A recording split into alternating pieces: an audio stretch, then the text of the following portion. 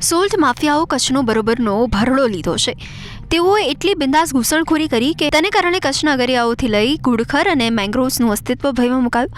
આજે તેને કારણે પરિસ્થિતિ એવી આવી કે કચ્છના દરિયા કિનારાનું રક્ષણ કરતા મેંગ્રોવ્સ ખતમ થવાના આરે આવીને ઊભા છે. કોર્ટ વારંવાર ચુકાદા આપતી રહી છે અને તંત્રની ઝટકણી કાઢતી રહી છે, પરંતુ સોલ્ટ માફિયા બિંદાસ છે. આ સોલ્ટ માફિયાઓ કચ્છની દરિયાઈ સૃષ્ટિ, કચ્છની વનસૃષ્ટિ, કચ્છની ઓળખ સમાન ખરાઈ નામની પ્રજાતિના ઊંટો બધાનું એકસાથે નિકંદન કાઢી બેફામ નફો રડી રહ્યા છે. આ ખાસ પ્રજાતિના ઊંટો લાંબા અંતર સુધી તરવા માટે જાણીતા છે, પણ તેઓ ચારા માટે મેંગ્રોવ્સ પર નિર્ભર રહે છે. હવે આ મેંગ્રોવ્સનું જ નિકંદન નીકળવા લાગતા એમના અસ્તિત્વ પર સવાલ સર્જાયો. તેની સાથે એમના પર નિર્ભર માલધારીઓની આજીવિકા પણ ભયમાં મુકાય છે. નેશનલ ગ્રીન ટ્રિબ્યુનલે 2020માં આવેલ ચુકાદામાં સ્પષ્ટ જણાવ્યું કે ગુજરાત વન વિભાગ અને Gujarat coastal zone management authority અને મહેસૂલ અધિકારીઓ સંયુક્ત રીતે તપાસ કરી ક્રીકની ખાડીઓમાં ગેરકાયદેસર રીતે થતા સોલ્ટ મેન્યુફેક્ચરિંગ અને અન્ય ગેરકાયદે પ્રવૃત્તિઓને ઓળખી કાઢે અને એને માટે જવાબદાર દોષી સામે કાયદાસરની કાર્યવાહી કરે. તેની સાથે મેંગ્રોવ્સને પુનઃસ્થાપિત કરવામાં આવે જેથી કચ્છના દરિયા કિનારે જમીનના ધોવાણને અટકાવી શકાય. આમ છતાં આજે સ્થિતિમાં કોઈ ફેરફાર નથી. કચ્છની પર્યાવરણના સંતુલનને થઈ રહેલ નુકસાનની નેશનલ ગ્રીન ટ્રિબ્યુનલે નોંધ લીધી છે. એનજીટી આને લઈને ગુજરાત સરકારને હાઈકોર્ટમાં પણ લઈ ગઈ છે. હાઈકોર્ટે નોટિસ પણ આપી છે, છતાં પણ સોલ્ટ માફિયાઓની કામગીરીમાં કોઈ ઘટાડો થયો નથી. આજે કચ્છના મેંગ્રોવ્સની સંખ્યા 4,500 હેક્ટર કરતાં પણ વધુ હતી, તે ઘટીને 1,500 હેક્ટરથી પણ ઓછી થઈ છે. છતાં પણ તંત્ર ઘોર નિંદ્રામાં છે. કચ્છ ઊંટ ઉચ્ચેરક માલધારી સંગઠનના પ્રમુખ આશાભાઈ રબારીના જણાવ્યા અનુસાર નેશનલ ગ્રીન ટ્રિબ્યુનલના આદેશ છતાં મેંગ્રોવ્સનું નિકંદન જારી રહ્યું છે. કચ્છ જિલ્લાએ સૌથી વધારે પ્રમાણમાં મેંગ્રોવ્સ ગુમાવ્યા છે. સતત નિકંદનને કારણે મેંગ્રોવ્સનો વ્યાપ 2018થી 2023માં 4,084 હેક્ટરથી ઘટી 1,312 હેક્ટર થયો છે. તેની સામે સોલ્ટ માફિયાઓની સોલ્ટ પાન કોસ્ટલ રેગ્યુલેશન ઝોન 1માં 13,681 હેક્ટરથી વધી 17,918 હેક્ટર થયું છે. હવે વિચાર કરો કે કોસ્ટલ રેગ્યુલેશન ઝોનની અંદર સોલ્ટ માફિયાઓની અવિરત ઘૂસણખોરીથી મોટો પુરાવો વધારે કયો જોઈએ. આ ઉપરાંત ગુજરાત પ્રદૂષણ નિયમન બોર્ડ અને ભચાઉના ડેપ્યુટી કલેક્ટરના સાઇટ રિપોર્ટમાં સોલ્ટ માફિયાઓએ કરેલા પ્રદૂષણ અને દબાણનો વિગતવાર ઉલ્લેખ કરવામાં આવ્યો. આશાબાઈના જણાવ્યા અનુસાર એનજીટીના 2019ના આદેશ છતાં પણ CRZ1 ઝોનમાં મેંગ્રોવ્સનું પ્રમાણ યથાવત કરવાની વાત તો બાજુએ રહી, પરંતુ તેનું ઉત્તરોત્તર વધુને વધુ નિકંદન કાઢવામાં આવી રહ્યું છે. બુલડોઝરો ચલાવીને અને આગ લગાવીને આખી જમીન ખાલી કરવામાં આવી છે. કચ્છ કામે બિલ્ડર્સ એસોસિએશનના પ્રમુખ ભીખાભાઈ રબારીનું કહેવું છે કે કચ્છના ઊંટનો ઉછેર કરનારાઓ પેઢીઓથી સંઘર્ષ કરતા આવ્યા છે અને હજી પણ કરી રહ્યા છે. માલધારી સમાજ પાસે પોતાની જમીન નથી. હવે તેને ચરાવવા માટેના ઊંટોની જમીનો જો સોલ્ટ માફિયાઓ આ રીતે ખુરદો બોલાવશે તો અમારે તો ભૂખે મરવાના દિવસ આવશે.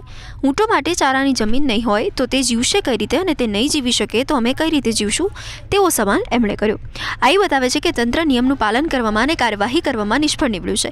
સોલ્ટ માફિયાઓ એક પણ નિયમનું પાલન કરી રહ્યા નથી. જમીનના પટ્ટા પર તંત્રની કોઈપણ પ્રકારની મંજૂરી વગર મીઠાના અગરો બનાવીને બેફામ નફો રળવો એ જ એમનું કામ છે. આ સોલ્ટ માફિયાઓ આખા કચ્છની ઇકોલોજીકલ સિસ્ટમને કાયમનું કહી શકાય એવું નુકસાન પહોંચાડી રહ્યા છે, પરંતુ તંત્રના પેટનું પાણી સુદ્ધા હલતું નથી. કચ્છનું ઘુડખર અભયારણ્ય 1973માં સ્થાપના કરવામાં આવી. અસ્તિત્વ સમય પર સોલ્ટ માફિયાઓના કારણે ભય સર્જાયો છે.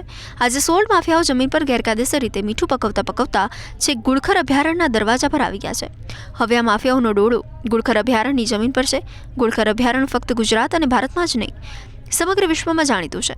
અહીં જોવા મળતા ગુડખરોની પ્રજાતિ આખા વિશ્વમાં ક્યાંય જોવા મળતી નથી. ગુડખરો તેથી તો નૃવંશ શાસ્ત્રીથી લઈને પશુ નિષ્ણાંત માટે અભ્યાસનો વિષય છે. તેના પર જાતના અભ્યાસ થાય છે. વસ્તી જાળવવાના રાજ્ય સરકારના સવિશેષ પ્રયત્નને કારણે આજે તેની સંખ્યા 7,500 કરતાં પણ વધુ છે. સોલ્ટ માફિયાઓએ ગુડખરોને પોષણ આપતી જમીન પર જ સોલ્ટ માઇનિંગ કરવા લાગતા શાકાહારી ગુડખર માટે ચારાની જમીન સંકોચવા માંડી છે. આ સોલ્ટ માફિયાઓને ગુડખરોના અસ્તિત્વની કોઈ પડી નથી. હવે આ ગુડખરોની સંખ્યામાં જરા પણ ઘટાડો થશે તો એના પડઘા છે કચ્છ કે ગાંધીનગર સુધી મર્યાદિત નહીં રહે, રાષ્ટ્રીયથી લઈ આંતરરાષ્ટ્રીય સુધી થઈ શકે છે. આ ગુડખરો એક સમય હરિયાણાથી લઈ રાજસ્થાન, ગુજરાત અને પાકિસ્તાનના સિંધ સુધી જોવા મળતા, પરંતુ સમય વીતવાની સાથે સાથે ખતમ થતા ગયા અને ગુજરાતમાં તે કચ્છ પૂરતા સીમિત છે. આ ગુડખર પ્રતિ કલાક 70 કિલોમીટરની ઝડપે દોડી શકતા હોવાનું કહેવાય છે. આ ગુડખર અભયારણ્ય 15,510 ચોરસ કિલોમીટરના વિસ્તારમાં પથરાયેલું છે. આજે ગુડખરની જાળવણી કરવા અને તેનો ટ્રેક રાખવા ડ્રોન કેમેરા ટ્રેપ્સ અને ફોરેસ્ટ મોડ્યુલ્સનો ઉપયોગ કરે છે. રાજ્યમાં એક સમયે 1976માં ફક્ત 720 ગુડખર હતા અને તેનું અસ્તિત્વ પણ બીજી પ્રજાતિઓની જેમ ખતમ થઈ જશે તેમ કહેવાતું હતું. તેની સામે રાજ્ય સરકારના સઘન પ્રયત્નોથી સાથે આજે ગુડખરની સંખ્યા 7,500ને વટાવી ગઈ છે. પણ કચ્છનું વર્તમાન તંત્ર જાણે રાજ્ય સરકારના વર્તમાન પ્રયત્નોથી વિપરીત રીતે વર્તી રહ્યું છે. કચ્છના વહીવટીતંત્રની ફરજ નથી કે તે તપાસ કરે કે સોલ્ટ માફિયાઓ ગુડખર જેવા વિશ્વ પ્રસિદ્ધ અભયારણ્યની આટલી નજીક કઈ રીતે આવી ગયા. ફક્ત સોલ્ટ માફિયા જ કેમ, ગમે તેવી કંપની કે તેની ફેક્ટરી અભયારણ્યની નજીક ફરકવી પણ જોઈએ. આગામી દિવસોમાં સોલ્ટ માફિયા અભયારણ્યની જમીન કબજે કરવા માંડશે ત્યારે પણ તંત્ર હાથ પર હાથ ધરીને બેસી રહેશે?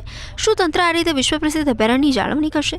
આ સોલ્ટ માફિયાઓની દાદાગીરી કેટલી વધી ગઈ છે તેનો પુરાવો ફેબ્રુઆરી 2023માં કચ્છમાં ઘણા અગરિયાઓએ તેમની જગ્યા ખાલી કરવાના આદેશ પરથી મેળવ્યો. અગરિયાઓ કચ્છના આ રણમાં 100 કરતાં પણ વધારે વર્ષોથી મીઠું પકવે છે. તેમને પાઠવવામાં આવેલી નોટિસમાં જણાવાયું હતું કે જે અગરિયાઓએ ઓફિશિયલ સર્વે એન્ડ સેટલમેન્ટ પ્રોસેસમાં પોતાને નોંધાવ્યા ન હોય તે બધાને 1972માં વન્યજીવન સંરક્ષણ ધારા હેઠળ અતિક્રમણ કરનારા ગણવામાં આવશે. હવે સ્થિતિ એવી છે કે 1997માં આ પ્રક્રિયા શરૂ થઈ ત્યારે 90% અગરિયાઓએ જાણકારીના અભાવે આવી કોઈ પણ બાબત હેઠળ અરજી કરી ન હતી. એક તો તેમની પાસે આ અંગે માહિતીનો અભાવ હતો, બીજું તેઓ આ પ્રક્રિયાને લઈને જાગૃત નહોતા. આને કારણે સદીઓથી ગુડખરો સાથે શાંતિથી સહઅસ્તિત્વ ધરાવતા અગરિયાઓ સમજી ન શક્યા કે શા માટે તેમને જમીનનો અધિકાર આપવામાં આવી રહ્યો નથી. એટલું જ નહીં, તેમની પોતાની જમીન પરથી ખસેડવામાં પણ આવી રહ્યા છે અને આ સિવાય જે અગરિયાઓએ અરજી કરી છે એને મંજૂરી મળી છે તેના પર તો સોલ્ટ માઇનિંગ કંપનીઓ પોતાનો અધિકાર જમાવી દીધો છે. એને કારણે અગરિયાઓએ પોતાની જમીન પર મજૂરી કરવાના દાડા આવ્યા છે. અગરિયાઓ જે નવા ગણોત બની રહ્યા હોય તેવી સ્થિતિ છે. આજે આ સોલ્ટ માફિયાઓની દાદાગીરીને કારણે અગરિયાઓ પર દબાણ લાવવામાં આવી રહ્યું છે અને જે જમીન પર સદીઓથી તે મીઠું પકવતા હતા તેમને તે જમીન વિહોણા થવાની ફરજ પાડવામાં આવી રહી છે. આજે ભૂમાફિયા જો આજે બેફામ હાલે છે, આ રોડ તોડી નાખ્યા છે, આ છે તે છે, આ ગેરકાયદેસર હજારો એકડમાં 35,000 એકડ સમજી લો, 35,000 એકડ આજે ગૌચર છે, ચરિયાણ વિસ્તાર છે, અભયારણ્ય, આ બધુંય આ સરકારને ધ્યાનમાં નહીં આવતું હોય. સરકાર શું કરે, સૂતી છે કે શું કરે છે આ સરકાર? આજે સમજી લો, કાલે ભચાઉ કને ક્યાંક એક્સિડન્ટના વાત સંભળાણી, કોઈનું જીવ ગયો. આ બેફામ ડમ્ફર હાલે છે, આ ઉપર નથી તાલપત્રી ઢાંકેલી કે નથી કાંઈ. અને આજે સમજી લો કે બાજુમાં ખેતરો છે, ખેતરોમાં મીઠાવાળું પાણી જાય છે તો એમને નુકસાન થાય છે ખેતરોમાં. અને આજે નહીં સમજતી હોય. સ્થાનિકોનું કહેવું છે કે આ સોલ્ટ માફિયાઓએ 35,000થી વધારે જમીન પચાવી છે. તેઓ બેફામ અને બેરોકટક છે. તેને લઈ ગ્રામજનોએ મળતા રસ્તા પર પાણી ફેરવ્યું છે. સરકાર ગમે તેવો સારો રસ્તો બનાવી આપે, પરંતુ આ સોલ્ટ માફિયાઓની રોજની 400થી 500 જેટલી દોડતી ઓવરલોડેડ ટ્રકો ગમે તેવા સારામાં સારા રસ્તાને ભંગાર બનાવેલા છે. કડોલના રણનો જે રમખાણ છે, મીઠાના જે કાળા કારોબારની જે કહાની છે બહુ વિશાળ છે. કારણ કે 1995 આસપાસથી જે જમીનો ફાળવવામાં આવી 50 અગરિયાઓ આસપાસ, માત્ર 50 અગરિયાઓને 10-10 એકર લેખે એવરેજ તમે ગણો તો 500 એકર જમીનની અંદર કે 250 એકર જમીનની અંદર અત્યારે જે હજારો લાખો હેક્ટર જમીન ઉપર જે દબાણો થયા છે એ ભૂમાફિયાઓ અને રણમાફિયાઓ તેમજ સરકારના તમામ વિભાગો સંલગ્ન રીતે જોડાયેલા હોય, એક કડીથી બીજી કડી એવી રીતે મળેલા હોય, એવી રીતે આ કારોબાર રેકેટ ચાલી રહ્યો છે. આ મામલે કચ્છના ભચાઉ કોંગ્રેસ શહેર પ્રમુખ મંજીભાઈ રાઠોડે સવાલ ઉઠાવ્યો કે સરકારે 1995માં 50 અગરિયાઓને 10-10 એકર જમીન ભાડા પટ્ટે આપી છે, તો પછી બહુ તો 250 એકર જમીન તેમની પાસે હોય, પરંતુ આજે હજારો એકર જમીન સોલ્ટ માફિયા અને ભૂમાફિયાના કબજામાં કેમ છે? આટલા સમયથી સોલ્ટ માફિયાઓ હજારો એકર જમીન પર સરકાર સાથે કોઈપણ પ્રકારનો કરાર કર્યા વગર બિંદાસ સોલ્ટ માઇનિંગ કરે છે અને કયા આધારે કરે છે? ગરીબોના ઝૂંપડા પર તાટકતું તંત્ર સોલ્ટ માફિયાની સામે કેમ પંગુ બની જાય છે? એમાં પણ સ્થાનિકો કંઈ પણ કરવા જાય તો એમની પર કેસ કરીને એમને જેલ ભેગા કરી દેવાય છે. આ ભૂમાફિયાઓ લાખો હેક્ટર જમીનમાં દબાણો કરી અને વર્ષે દાડે કરોડો રૂપિયાની કાળી કમાણી કરી રહ્યા છે. હકીકતમાં આ પૈસો સરકારનો છે, ગુજરાત સરકાર, ભારત સરકારનો પૈસો છે અને એ લોકો ભોગવી રહ્યા છે. અને એમને મજા આવે એને એ લોકો જેલમાં પુરાવે છે, મજા આવે એમના ઉપર FIRઓ કરાવે છે, મજા આવે ત્યારે ફાયરિંગો કરે છે. એમને પૈસા ન મળે, એમને ક્યાંથી લોકલ લોકોને તો એમના ખેતરોમાં જવા માટે પણ આ લોકો રોકી રાખે છે. જ્યારે ભૂમાફિયાઓને હજારો ગાડીઓ રોજની 200થી 400 ગાડીઓ કડોલના રણમાંથી નીકળે અને એ મોટા ટરબા, તમે ગ્રામ્ય માર્ગની હાલત જુઓ, સિકરાથી બંધડી સુધી. તમને નાનો એવો ગાડા માર્ગ હતા ને રાજાશાહીના, એ પણ ખૂબ સારા હતા, એને પણ સારા કેવડાવે એવી દશા રોડની છે.